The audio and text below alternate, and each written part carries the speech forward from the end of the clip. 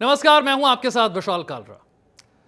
उत्तराखंड में एक बड़ा फैसला लिया गया और वो फैसला यह है कि उत्तराखंड के मदरसों में अब ऑपरेशन सिंदूर के बारे में पढ़ाया जाएगा। भारतीय सेना के शौर्य के बारे में, उनके जज्बे के बारे में पढ़ाया जाएगा। इसी पर बात करने के लिए हमारे साथ उत्तराखंड मदरसा शिक्षा बोर्ड के चेयरमैन मुफ्ती शमून कासमी साहब जुड़ गए हैं। सर, बहुत बहुत स्वागत है आपका। धन्यवाद। शमून कासमी साहब, इससे पहले भी कई बार हमारी बात हुई है और ऑपरेशन सिंदूर को लेकर हुई है। सबसे पहला सवाल तो यह है कि इस तरह का ख्याल आपके मन में क्यों आया कि मदरसों में ऑपरेशन सिंदूर के बारे में पढ़ाया जाना चाहिए?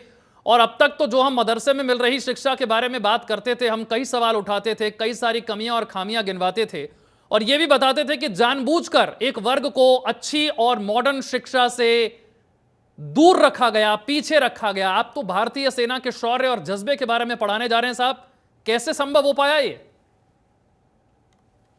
देखिए विशाल भाई, हमारा देश एक प्राचीन काल से ही, जब से शायद दुनिया बनी है तभी हमारा देश वजूद में आया है। और हमारी परंपरा है वीरता की, एकता की, अनेकता में एकता की। संस्कृति वसुधैव कुटुंबकम।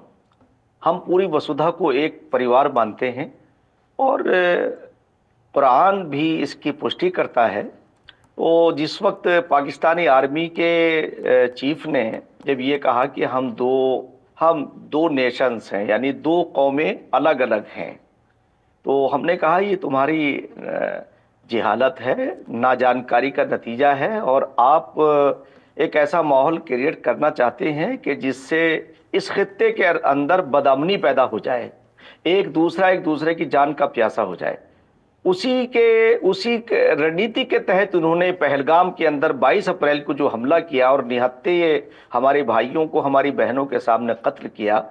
तो मुझे ये एहसास हुआ, क्योंकि मैं कुरान को भी पढ़ता हूँ, मैं वेद और गीता को भी पढ़ता हूँ, तो मुझे कहीं अलग नहीं आता है। और बिल्कुल मुझे भगवान श्री कृष्ण का वो संदेश जो भगवत गीता के अंदर है कि जब उन्होंने कौरवों से ये शर्त रखी कि भाई अच्छा ठीक है, 5 गांव ही दे दो, मैं इस झगड़े को खत्म कर दूंगा, नहीं चाहता हूं कि खून खराबा हो। तो उस वक्त आपको मालूम है वो महाभारत का इतिहास, तो कहा गया कि हम सुई के नकवे के बराबर भी तुम्हें जगह नहीं देंगे, तुम लड़ाई कर लो। फिर उसके बाद जब श्री कृष्ण अर्जुन से कहते हैं कि अर्जुन तलवार उठाओ और इनका वध करो, तो अर्जुन कहते हैं कि हे भगवान, हे महाराज, ये तो मेरा परिवार है, मैं इनके सामने कैसे लड़ूंगा? तो वो कहती है ये तुम्हारा परिवार नहीं है, पाखंडी है। तो इसी तरह से पाकिस्तान की आर्मी ने जब ये कहा तो कुरान ने ये कहा, या अय्युहन्नास इन्ना खलकनाकुम मिन ज़क्रिन व उन्सा, ऐ लोगों, हमने तुम्हें एक ही महिला और एक ही पुरुष से पैदा किया है, तुम्हारे दूध और खून के रिश्ते हैं। तो हम दो नेशंस, यानी हमारी पूजा पद्धति अलग हो सकती है मगर हमारे नफे और नुकसान एक हैं। तो उसने ये बहुत उसका जो ये षड्यंत्र था ये बहुत आगे का था। तो जब हमने महसूस किया कि ये एक ऐसा माहौल बनाना चाहता है और जिस तरह से वहां उसने निहत्ते हमारे भाइयों को कत्ल किया, तो उसे भी कुरान कहता है फमन कतल नफ्सन बिगैरि हक़्क़िन और फसादिन फिल अर्ज़, अगर तुमने किसी एक इंसान को कत्ल कर दिया तो ऐसा जैसे सारी इंसानियत को कत्ल किया, और एक इंसान को जिंदा रखना, जिंदगी देना ऐसा जैसे सारी इंसानियत को जिंदा कर दिया। तो विशाल भाई, उस वक्त ये आया कि हमें जो हमारी सेनाओं ने जिस शूरवीरता का, जिस बहादुरी का पराक्रम जो है वो पाकिस्तान के अंदर जाके उनके आतंकवादी ठिकानों को नेस्त और नाबूद किया, और हमारे प्रधानमंत्री श्री नरेंद्र मोदी जी के नेतृत्व के अंदर जब ये कारहाय नुमाया अंजाम दिया गया तो हमारे मन में आया, हम पूरे देश से रिलेटेड कुछ लोग जो हैं, अभी 3 दिन पहले हम माननीय रक्षा मंत्री श्री राजनाथ सिंह से मिले थे। तो वहां जब हमारे सेना के हमारे वीरों की गाथा जब सामने आई तो मेरे मन में उसी वक्त मैंने तय किया कि हम अपनी इस वीर गाथा को अपने मदरसों के छात्र और छात्राओं को इससे अवगत कराएंगे। और ये बहुउद्देशीय है। ये भी है कि हम उन लोगों को अपने इन वीर गाथाओं से बताएं कि हमारे जो वीर हैं, जो हमारे सैनिक हैं, वो किस तरह से अपनी जान को हथेली पर रख एक नापाक इरादों वाले नापाक मुल्क को हम सबक सिखा करके आए हैं, और बगैर सिविलियन के कैजुअलिटी के। तो उस वक्त हमने तय किया कि हम इस चैप्टर को अपने मदरसे बोर्ड के सिलेबस में इसे हम शामिल करेंगे। और इसलिए दूसरे एक ये है कि उत्तराखंड राज्य एक ऐसा राज्य है जो जो वीरों की भूमि है, जो तपस्वियों की भूमि के साथ साथ वीर भूमि भी है। हमारे माननीय मुख्यमंत्री श्री पुष्कर सिंह धामी जी स्वयं जो है वो सैनिक पुत्र हैं। उनसे हमें प्रेरणा मिलती है, उनसे हमें साहस मिलता है, और उन्हीं के मार्गदर्शन और नेतृत्व के अंदर हम ये काम कर पा रहे हैं कि हम मुसलमानों के गरीब बच्चे जो मदरसों में पढ़ते हैं, जो कहीं जाकर के नहीं पढ़ सकते, उन्हें मेन स्ट्रीम से जो कांग्रेस ने अपने 60 साल के कार्यकाल के अंदर उन्हें भाजपा और आरएसएस से डरा करके उन्हें वोट बैंक बनाया था, हमारा प्रयास होगा कि हम मुसलमानों के इन गरीब बच्चों को अपने मदरसा बोर्ड के अंतर्गत, जो मदरसे हमारे पंजीकृत हैं, लगभग 450 मदरसे हमारे हैं, हम उन्हें मेन स्ट्रीम से जोड़ेंगे और उन्हें आधुनिक एजुकेशन, मॉडर्न एजुकेशन दे करके एक एक बच्चे को इस लायक बनाएंगे कि वो इंजीनियर बने, डॉक्टर बने, और शमून आर्मी में कासमी जाकर के साहब, आपने जब ये फैसला लिया होगा तो बहुत सारे ऐसे लोग होंगे जिन्हें ये फैसला पसंद नहीं आया होगा, क्योंकि पहलगाम का जो टेररिस्ट अटैक था, पहलगाम में हुआ क्या? नाम और धर्म पूछकर ही तो गोली मारी गई। इसे धर्म युद्ध बनाने की ही कोशिश की गई। भारत में हिंदू और मुस्लिमों के बीच में तनाव बढ़ाना ही तो मकसद था पाकिस्तान का, और आपने तो साहब फैसला ले लिया मुसलमान बच्चों को ये पढ़ाने का। तो बहुत सारे लोग होंगे पाकिस्तान में भी और हिंदुस्तान में भी जिन्हें पसंद नहीं आ रहा होगा आपका ये फैसला। हाँ सर, क्योंकि विशाल जी, आपको मालूम होगा कि जो पाकिस्तान के अंदर मदरसे संचालित होते हैं, उन्हें जो एजुकेशन वो देते हैं वो अलगाववाद की देते हैं, वो आतंकवाद की देते हैं। हमें अपने मदरसों को बिल्कुल विपरीत उस पर ला करके अपनी भारतीय संस्कृति से जोड़ने का हमारा प्रयास है कि ताकि इन मदरसों से निकलने वाले, जिस तरह से राजेंद्र प्रसाद जी निकले हैं, जो पूर्व यानी पहले प्रेसिडेंट ऑफ इंडिया है, डॉक्टर एपीजे अब्दुल कलाम जो अभी मिसाइल मैन है, हम ऐसे लोग पैदा करना चाहते हैं। और वो तब तक नहीं होंगे जब तक हम अपने वीरों की गाथाओं को ना पढ़ा सके, और उनके षड्यंत्र को जो हमने फेल किया है, हमारे देश ने फेल किया है, यहाँ के हिंदू और मुसलमानों ने फेल किया है, वो एक इतिहास का हिस्सा है।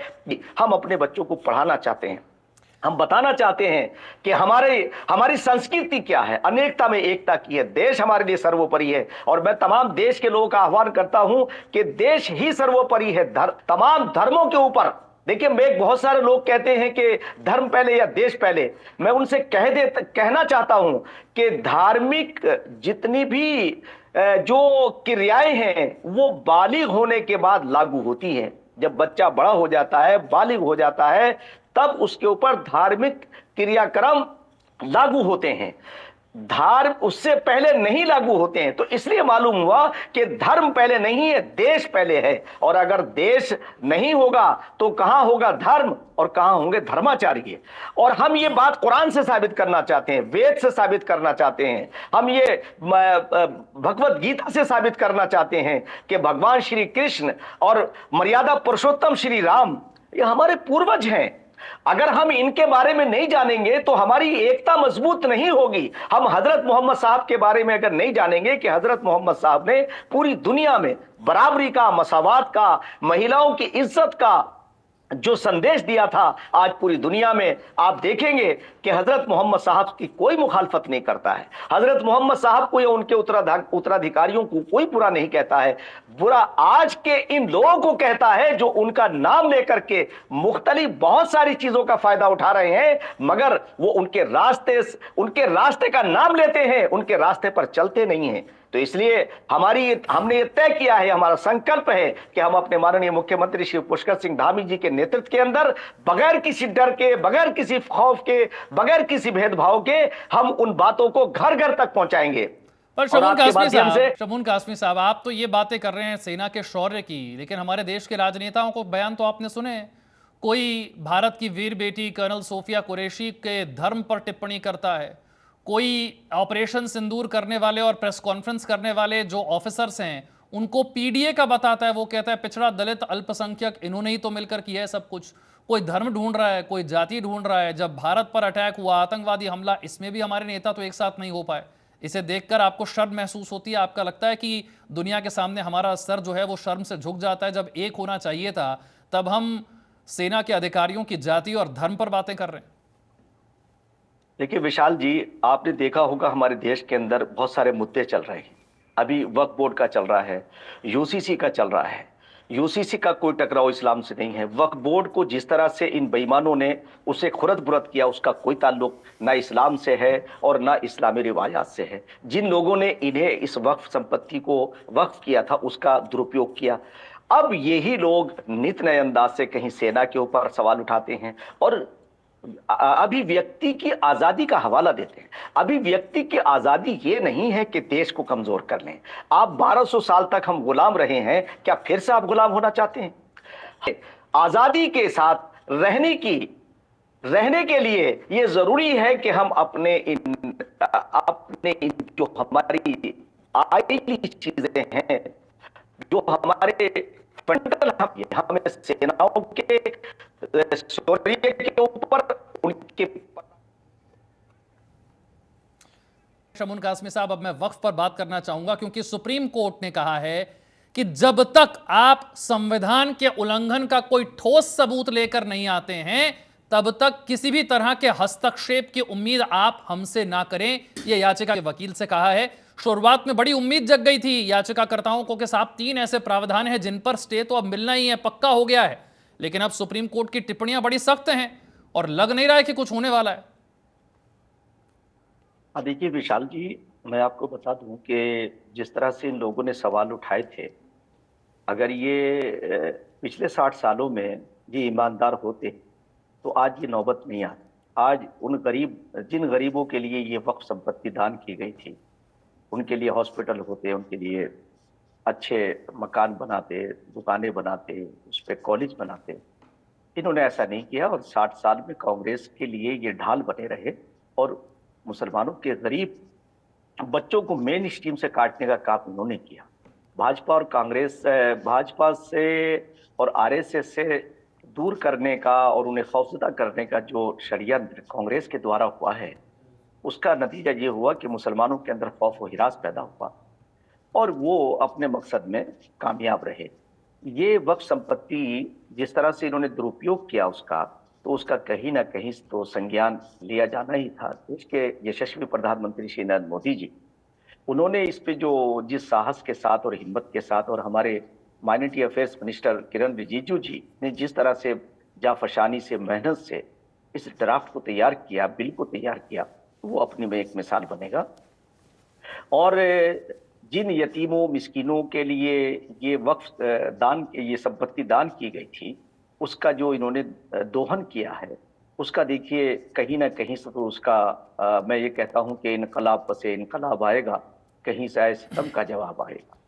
आज ये लोग ये कहते हैं कि साहब इस पे ये गवर्नमेंट कब्जा कर लेगी, या इसमें आप ये देखिएगा कि जो इन्होंने जो मेंबर्स की बात है, तो मैं आपको बताऊं, अगर ईमानदार कोई हिंदू मेंबर आ जाता है, इन बेईमान मुसलमानों से जो नाम निहाद मुसलमान हैं, इन्होंने, और इनके नाम निहाद मुसलमानों को मैं इसलिए नाम कह रहा हूं कि आप ये बताएं ये 60 साल के बारे में, इन्होंने 60 साल के लंबे कार्यकाल के अंदर कांग्रेस के क्या किया। देश को 75 साल आजाद हुए हो गए, उसका अगर सही उपयोग हो जाता तो आज जो गरीब मुसलमानों की दशा और दिशा ये नहीं होती। राजेंद्र सिंह सच्चर जी की जो सच्चर कमेटी तो कांग्रेस ने अपने जमाने में बनाई, उसे अपने जमाने के अंदर 10 साल के अंदर इंप्लीमेंट क्यों नहीं किया? इसलिए कि इनकी नीयत अच्छी नहीं थी। आज ये दूसरों की नीयत पर सवाल उठा रहे हैं, ये कहते हैं नरेंद्र मोदी जी की नीयत अच्छी नहीं। आप तो बताएं कि आपकी नीयत कौन सी अच्छी, आपने कौन सा अपने कार्यकाल के अंदर अच्छा काम किया? आपने जितनी प्रॉपर्टी थी उसके ऊपर कब्जा करके बड़े बड़े मॉल, बड़े बड़े ऑफिस बनाए, क्या ये किसी से ढके छुपे हैं? ये जब चीजें सामने आएगी तो दूध का दूध और पानी का पानी हो जाएगा। उत्तराखंड राज्य के अंदर आप हैरत करेंगे कि इतनी कीमती जमीनें हैं जो सोने के रेट की तरह से उनके रेट हैं, और किस तरह के 5-5 रुपए 10-10 रुपए में उन्हें क्या से उनका दोहन हो रहा है, किस तरह से दुरुपयोग हो रहा है, कैसे वो लोग, यानी आप हैरत करेंगे कि अगर आप पूरे देश के अंदर चल करके देखेंगे तो तीसरे नंबर की प्रॉपर्टी, इतनी कीमती प्रॉपर्टी, और उससे ताल्लुक रखने वाले लोग अनपढ़ हों, गरीब हों, बेवा महिलाएं भीख मांगने पर मजबूर हों, तो क्या इन लोगों को कभी इसके लिए एहसास नहीं हुआ? कभी इनके दिल के अंदर ये दर्द पैदा नहीं हुआ कि तुम्हारी छाया के अंदर ये हो क्या रहा है? कांग्रेस ने जो वक्फ बोर्ड गठित किए हैं, अगर यही चीज आप देखते हैं तो आप ये देख लीजिएगा कि उन गठन में जो वक्फ बोर्ड होते थे उनमें कोई हिंदू नहीं होता था, कोई ईसाई नहीं होता था, कोई सिख नहीं होता था, लेकिन शमून मुसलमान कासमी ही साहब, होते एक आखिरी सवाल मैं पूछना चाहूंगा। बार बार कपिल सिब्बल की तरफ से, याचिकाकर्ताओं की तरफ से कहा जा रहा है कि सारा षड्यंत्र है वक्फ की और मुसलमानों की संपत्ति बस हड़प लेनी है किसी भी तरीके से। कागज मांगे जाएंगे, कागज नहीं मिलेंगे, संपत्ति हड़प लेंगे, डीएम साहब आ जाएंगे, सरकार के पक्ष में फैसला सुना देंगे, सब गलत हो जाएगा। देखिए, डिस्ट्रिक्ट मजिस्ट्रेट लगभग अलग अलग पॉपुलेशन होती है, 40 लाख लोगों का एक संरक्षण करता है, एक जिले की पूरी सीमाओं को देखता है, वो संविधान और मर्यादाओं से बंधा होता है। वो सरकार की उतनी ही बात मानेगा जो न्याय संगत है, जो संवैधानिक है। ये इल्जाम लगाना कि कलेक्टर आकर के उसमें हस्तक्षेप करेगा और वो कब्जा कर लेगा, ये निराधार है। मेरा तो एक्सपीरियंस इसके बरक्स है कि कहीं भी मैंने डिस्ट्रिक्ट मजिस्ट्रेट को अपनी मर्यादाओं का उल्लंघन करते नहीं देखा है। इसी तरह से आप दूसरे उस पे आ जाइए, जो प्रावधान पर जो दूसरी बात कर रहे हैं कि साहब इस पे ये कब्जा कर लेंगे और ये इनकी नीयत है। मैं आपको बता दूं कि अगर उसके अंदर गैर मुस्लिम कोई हिंदू आता है तो एक बेईमान मुसलमान से एक ईमानदार हिंदू किसी तरह से कम नहीं। अगर वो, और उसकी भी सीमा है, वो एक सलाहकार की हैसियत से होगा, वो एक मेंबर की हैसियत से होगा। और हमारी तो ये व्यवस्था है। मैं एज ए मदरसा बोर्ड के उत्तराखंड के अंदर मैं एज ए चेयरमैन के, वहाँ हमारे जो सचिव हैं, हमारे जो डायरेक्टर हैं, हमारे जो डिप्टी डायरेक्टर हैं और जो अमला है हमारा, वो दोनों पे मिला जुला होता है, उसमें कहीं भी कोई बाधा नहीं आती है। तो मैं समझता हूं कि ये बातें एक तरह से लोगों को संदेह पैदा करने वाली हैं। इससे कोई भी किसी उसके ऊपर भी किसी प्रैक्टिस या किसी उसके संरक्षण में कोई बाधा नहीं आएगी।